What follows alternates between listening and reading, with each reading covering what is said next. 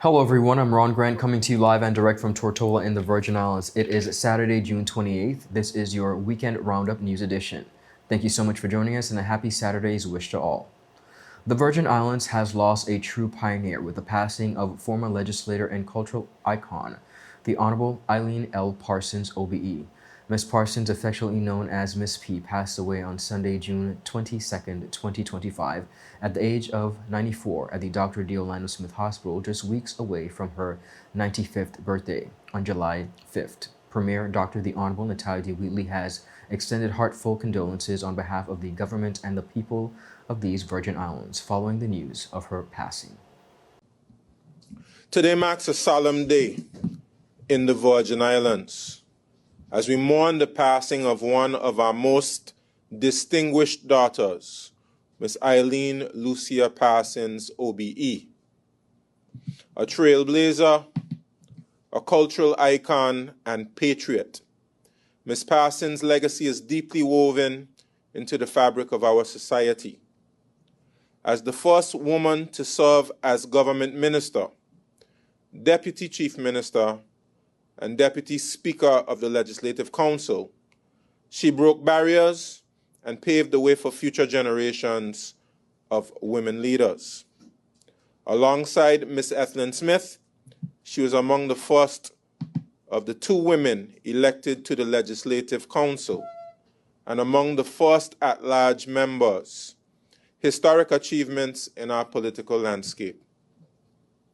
Renowned as a BVI cultural icon, Ms. Parsons dedicated her life to preserving and promoting Virgin Islands culture. She founded the BVI Heritage Dancers and championed numerous initiatives to celebrate our traditions. Her passion for culture and festivals was unmatched. Her legacy endures through her many contributions, including the Eileen L. Parsons Auditorium at the H. Laverty Stout Community College, a space that embodies her commitment to education, creativity, and community. Ms. Parsons lived a remarkable life, passing away just shy of her 95th birthday. Her voice, presence, and service will be dearly missed, but her impact will forever resonate throughout these islands. I extend heartfelt condolences on behalf of myself, on behalf of my family, on behalf of the government and people of the Virgin Islands, to Ms. Parsons' family, friends, and the wider community. May her soul rest in eternal peace. A lover of softball, horse racing, and all things community, her vibrant spirit and contributions earned her the title of British Cultural Icon. In 2023, she was awarded the Order of the British Empire for her service to the territory. The government of the Virgin Islands has declared the territory's ongoing water crisis a, and I quote, national critical priority, triggering a fast-tracked infrastructure response backed by an initial $8 million in emergency funding. The announcement came during a press conference last Friday afternoon where Minister for Communications and Works, the Honorable Kai M. Reimer, who's also the 5th District Representative, confirmed the launch of immediate repair works, funded through a $100 million loan facility secured for national infrastructure. Virgin Islands, I want to reiterate that you deserve better, and you are getting better. We are committed to eventually fixing all the water issues in the territory to enable a reliable and consistent flow of water to households and businesses daily. That's why addressing this issue head-on is essential to improving the reliability of our water supply. We won't just cover up the symptoms. We are determined to get to the root cause. Our efforts will extend beyond quick fixes. We are implementing sustainable, long-term solutions that will restore and future-proof our water systems for generations. With Cabinet approval, our government has made water a national critical priority, emphasizing our commitment to ensure that every Virgin Islander can rely on consistent access to this vital resource. Declaring water a national critical priority underscores its essential role in the health and prosperity of every community member and business. The ministry will begin work on leak detection, reservoir and pump station upgrades, and the deployment of smart, real-time monitoring systems. Areas prioritized in the first rollout include District 6, the Ridge Road, Seekers Bay, Bogus Bay, and the outer islands of Jost Van Dyke and Virgin Gorda, where residents rely heavily on pump stations. As part of the national response, international NGO Operators Without Borders has deployed 3 engineers to assist the local water and sewage department. Their early assessments show a critical loss in supply. You're producing twice as much to get the water to the people. You're having to produce almost twice as much water as you need so that people can be served. So that you can reduce that non-revenue water number percentage, then that alleviates the stress on your pipes, the stress on your systems, the stress on your plants. It gives you a buffer availability. The fact that you are in fact producing that much water is great. That means you've got good capacity. But you're pushing that by losing so much into the system. So if you can even get that down to 40%, if you cut it in half in the first 5 years, and then in the next 3 years you cut it in half again, that's a huge impact. So that's kind of the target we're looking for, is to cut it by 50% and then another 50%. Hopefully it gets you in the 20% range. And as you get lower and lower, the cost to improve will increase, of course. So there's going to be easy wins, quick wins here at the beginning, but then it will progressively get more and more difficult to get those last percentages. While announcing that an internal audit will take place into how a deposit of $5 million was made by the government to the Bank of Asia BVI Limited at a time when it was to be liquidated, Premier Dr. the Honorable Natalia D. Wheatley has accused the media of publishing slanderous and libelous information on this issue, which he says is damaging to the reputation of the territory.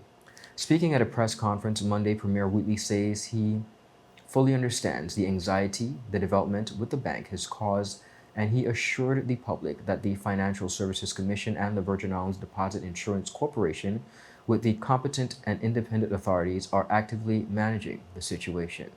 They are empowered by law to oversee all licensed financial institutions operating in the territory and safeguard depositor interests per international best practices. In light of these developments, I have requested an urgent internal audit to the Internal Audit Department to ensure that all processes regarding handling of government deposits and any involvement with the Bank of Asia complied with the established protocols. This audit does not reflect wrongdoing, but demonstrate my government's commitment to transparency, accountability, and due diligence. Let me also state unequivocally that while the government is responsible for public policy and fiscal strategy, it does not regulate financial institutions. That responsibility rests solely with the FSC. The separation between policy making and regulation is critical to the integrity of our financial system. Finally, I implore all media organizations to exercise responsibility by verifying information before publishing anything misleading, inaccurate, or outright false. There have been a number of things circulated in the media which are slanderous, libelous, and damaging to the reputation of the territory. And I ask that we refrain from these unethical practices. Now, Premier Wheatley says there has been some misinformation circulated to the public about the Bank of Asia. He also says when the internal audit completes its investigation, the results will be shared with the public if it finds anything that needs to be done better. They are empowered by law to oversee all licensed financial institutions operating in the territory and safeguard depositor interests per international best practices. In light of these developments, I have requested an urgent internal audit to the Internal Audit Department to ensure that all processes regarding handling of government deposits and any involvement with the Bank of Asia complied with the established protocols. This audit does not reflect wrongdoing, but demonstrate my government's commitment to transparency, accountability, and due diligence. Let me also state unequivocally that while the government is responsible for public policy and fiscal strategy, it does not regulate financial institutions. That responsibility rests solely with the FSC. The separation between policy making and regulation is critical to the integrity of our financial system. Finally, I implore all media organizations to exercise responsibility by verifying information before publishing anything misleading, inaccurate, or outright false. There have been a number of things circulated in the media which are slanderous, libelous, and damaging to the reputation of the territory. And I ask that we refrain from these unethical practices. The A.O. Shirley Recreation Grounds came alive this past weekend with the vibrant return of the Patrick Harrigan Relays. Now in its second year, from spirited student heats to fiercely contested corporate relays, the event delivered a full-on track action and community spirit. The day began with the under-13 sprint medleys and gradually built toward the headline corporate events, with participation spanning all age groups and sectors. Schools, clubs, as well as local companies showed up in force, solidifying the relays as a growing fixture on the BVI sports calendar. This year's turnout reflected growing momentum. Primary and secondary schools competed alongside local track clubs, and corporate involvement saw a notable increase. Teams from the Ministry of Education, Digicel, NCRR, RTW, and the Police Department all took part, showcasing friendly competition and shared enthusiasm. We just wanted to participate for the fun of it. It was a great turnout and it felt good to be part of something that brings the community together, said Alea Morris, a runner representing Digicel's team. The corporate 4x100 meters relays closed out the event on a very high note. Crowds gathered to cheer on as runners battled down the final stretch in both men's and women's heats. From sharp baton exchanges to underdog surges, each leg kept the audience energized. The Ministry of Education, RTW, and police were among the standout competitors, turning the final races into a crowd favorite. And they're off, ladies and gentlemen. Ministry, police, and RTW. We have police has taken the lead. The ministry, jump up there. And the ministry, Mr. Barrett, don't let him beat you, Mr. Barrett. As we talk about you all day, we're going to talk about you, Mr. Barrett. All righty, you represent.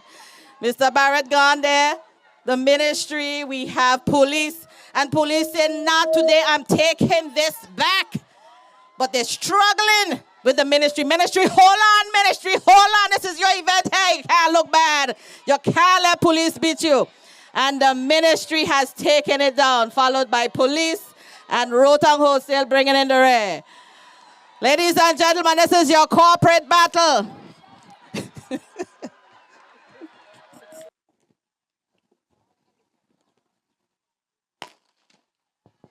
All right, ladies and gentlemen, this is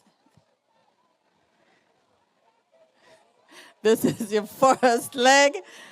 That's Auntie Smith out there running. All righty, Auntie girl, you represent. All right, Digicel is in the lead. I think that's Sables there on the back stretch and the ministry bringing up the rear. Next, baton change. All righty, so that's Sables out in front. The ministry is trailing and Digicel is bringing up the rear. Let's go, Sables, the ministry coming. All righty, and that's Sables with the first leg. Tarika there bringing it down. The ministry chasing her. And Digicel is bringing up the rear. Digicel come in the ministry. Digicel come in the ministry. Digicel come in the ministry. Run the ministry. Run the ministry. Lord, she catch you. All righty, that was amazing, ladies and gentlemen. That is your... Rising geopolitical tensions around the world are, of course, creating economic ripples here in the Virgin Islands, a topic addressed during a recently held press conference on June 23rd. Now, officials outline exactly the international conflicts, how they're contributing to the increased cost of living, particularly in the areas of fuel, food, as well as electricity. They pointed to wars involving Iran, Israel, Palestine, and Russia, as well as Ukraine and the United States, as key global developments that have affected local market prices as well as supply chains.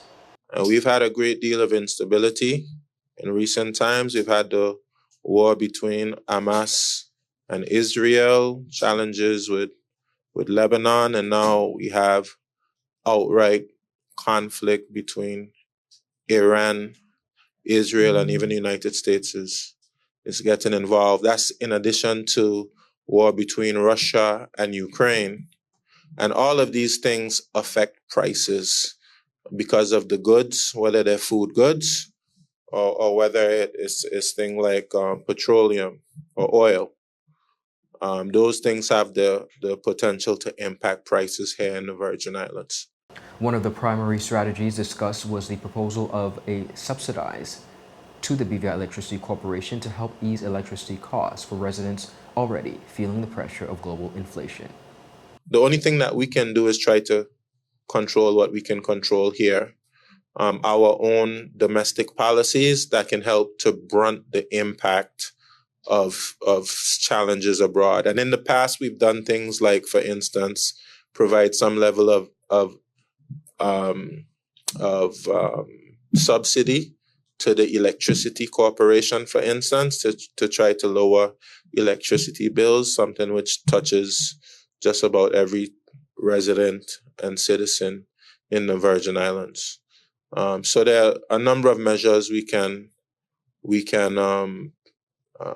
consider as we monitor the impact of these conflicts on inflation. Officials further noted that the government is actively monitoring inflation and working to stay ahead of external shocks through data information policy. They also reaffirmed the Virgin Islands' commitment to supporting peace efforts through global institutions, recognizing, of course, that global stability, as well as that directly affects domestic economic resilience. 6 have stepped into the spotlight as confirmed contestants for the 2025 Virgin Islands Prince and Princess pageant. They were revealed in a recent video shared by the committee. Here's a look. Hi Vivian, I am 12 years old and my name is Udranti Ellis.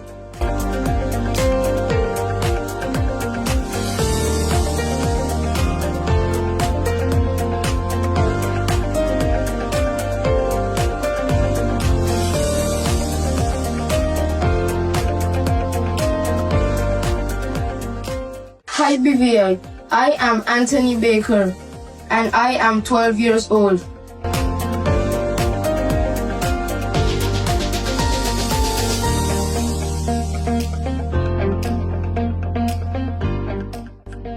Hi Vivian, my name is Kyrie Dijamak and I am 9 years old.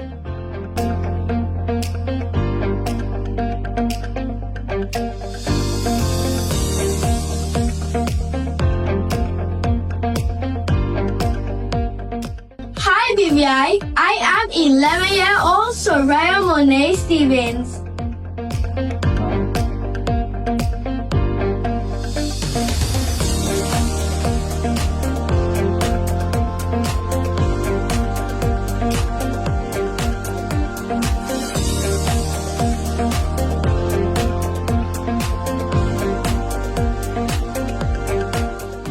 Hi Vivian, I am 8 years old and I am Jakayla Tyson.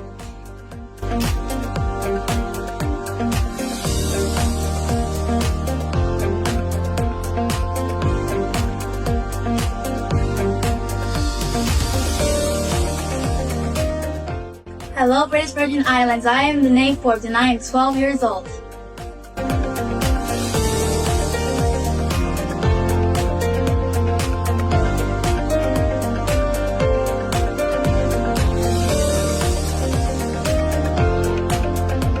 Now that you have met our sensational 6 contestants, it is now time for them to choose their contestant numbers. Wish them the best of luck.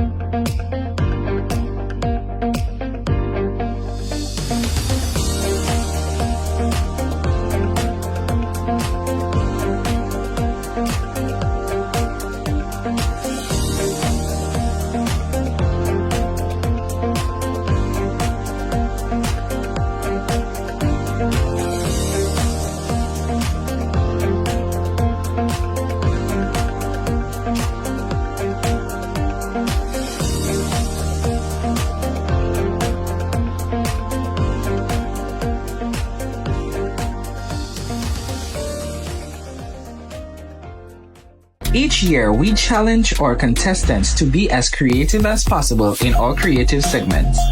This year, we present to you our Crayola-inspired creative segment called Pigment Playground Wear. Contestants will be judged on their ability to create a fun and creative monochromatic Crayola-inspired ensemble that is made from a color that was pre-selected. The item must be ready to wear, and contestants are free to be as creative as possible. It will be a day of fun and fellowship at the 2025 4th edition of the 1VI Poker Run. This includes great prizes, exciting games, and safety at sea. This year's theme is Splash, and patrons are invited to come out and enjoy the day at sea and on land. Committee members Mr. Akeem Pickren and Kitty-Moan Rubain spoke about the continued success of the 1VI Poker Run. So as you said earlier, this is now our 4th poker run that we are hosting this year. And I can honestly say Kitty-Moan at our first 3 has really been successful, very enjoyable, incident-free. The whole event has just been awesome. And it continues to grow, and we look forward for this 4th year to be even better than 1, 2, and 3. The 1VI Poker Run will also include lots of prizes and games. So our first place, let's start from the bottom. For third place winner wins $2,000 in cash. Our second place winner wins $4,000 in cash. And our first place winner wins $8,000 in cash. Amazing, amazing. Now, Are you going to play, Ron? I actually will. Okay. I actually will. Okay. This year, I actually will. Okay. So thank you for asking that. We also have a lot of surprises and games. I want to talk about that because this poker run is going to be very interactive. Tell us about that. Last year we introduced games, but this year we're bringing more games on stream. At the lunch stop, we have at Trellis Bay Market, and we're going to talk about the stops later. We have DJ McMillie from the association being the DJ of the day, and we have games. We have a wing eating competition run. So you're being rewarded for just eating. Yes. Okay. Yeah, we're giving away cash, and you have free lunch. So if you can soak up the alcohol at that point. Absolutely. We also have pin the engine on the boat. Nostalgia for when you were a kid, pin the tail on the donkey. So expect to be blindfolded, spun around, and find your way to where the engine is supposed to be on the boat. Amazing. Then when we get back to King Garden Bay, we're gonna have a tug of war game. It'll be best out of 3. Make sure you have your by then your sea legs should be good. You should be back on land, so you should be able to handle yourself, right? Gotcha. Would you play? I think I will. I don't know if I will be much help for the tug of war because y'all know. Well, I mean, you got a couple days between now and then to get to the gym. Build up some more. Let's bulk up. Take that protein shake. 1VI has always prided themselves in running a smooth, efficient, and incident-free poker run. Mr. Pickren spoke about the safety aspects involved. So we've been incident-free, thank God, for the past 3 years. And we really pray that we continue to be. So we're asking all voters, please, we are here to have a good time. It's poker run and not poker race. Right? We're going to have a fun time. We're all going to be safe. So we ask all voters to sail responsibly. Take our time. Life jackets for every person on board. Captains, make sure you wear your kill cord. And also, please have your fire extinguisher on board because we never know what could happen. But we really do encourage safety. That's number 1 in our books.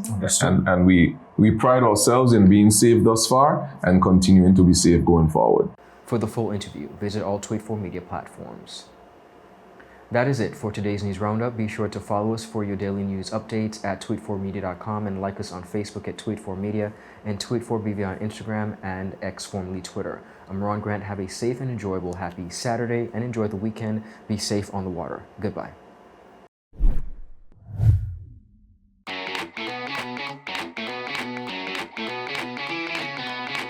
My name's Henry Bosch. I work for PPG. I'm here to explain to you the use of the Deltron NXT paint line and Enviro-based high performance, one being solvent-borne and the next being waterborne. The difference is that one is totally manufactured with rosins and thinners and all the good stuff that solvents bring versus our new technology, which is waterborne, which is 100% latex. What we're gonna do is that we reduce the solvent-borne with a DT885, which is a mid-temp reducer. And the waterborne uses T494, which is a waterborne reducer. We will today be using either DCU 2042, which is a speed clear, or we will be using DCU 2021, which is a classic. We have here our equipment. We have 8-ounce measuring cups, and we also have our 32-ounce mixing cup. We will also have with us our Venturi. This is a blower for us to dry the waterborne paint, which speeds up the process. The good thing about waterborne paint is that as soon as it evaporates, you're good to go. So now Gilligan will dilute the waterborne paint with the waterborne reducer. We made 8 ounces, that would be 1.6 ounce. It always has to be properly mixed until we get an even mixture within the paint mixing cup. So when we spray, we don't see uneven coats of color. So right now we're filling our paint gun with 8 ounces of diluted paint. We're gonna see how far 8 ounces will take us. Waterborne paint seems to look blotchy on your first coat. Don't pay no mind to that. Don't try to achieve full coverage on your first spray. Excellent. Let it dry. So the process in waterborne is 2 even coats, and then we have what we call a dust coat. Well, now we're gonna have Mr. Brown apply the first coat of clear on his waterborne panel. We'll let it flash off, and then he'll come back and coat it with his second coat to finish it off. As you had seen in the previous shots, we had a little blotchiness, and you'll see some patches. That's all due on purpose to sandpaper to prove that with Enviro-based high performance, all technicians, the body work has to end at 800 grit or plus. Well, Enviro-based is like we're trying to shift everyone into that slowly but surely. The entire west coast of the United States and all of Canada has already been on waterborne for the past 10 years. And now soon it'll be the eastern seaboard, which covers the Caribbean. So when that happens, we'll all be affected. So it's best to start now, start trying and applying waterborne, because eventually everyone will be on it. And referring to technicians, it's less harmful because it doesn't have all the toxic chemicals that solvent-borne paints do. Start the year off with more. More speed, more downloading, more savings, and more fire. CCT Fire Fiber Internet gives you the speed you need to keep the whole family connected. Packages starting at $119 with speeds from 300 megabytes per second, super fast, unlimited downloads, even more reliable connectivity, plus free live streaming TV for the family to enjoy. Sign up for the absolute best fiber internet service in the BVI, CCT Fire, and pay no installation fee. Plus, get CCT Live TV for free. You deserve more. Get more with CCT. Life Unlimited.